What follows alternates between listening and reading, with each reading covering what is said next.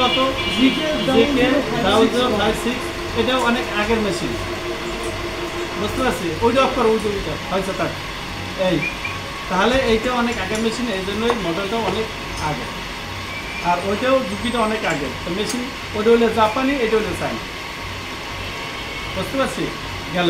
তাহলে এই মেশিনের নিডেল, যেমন নিডেল তোমার হিট অফ দা যে নিডেল ব্যবহার করবা, ফেরাত লোকের যে নিডেল ব্যবহার করবা, এটা ওই সেম নিডেল।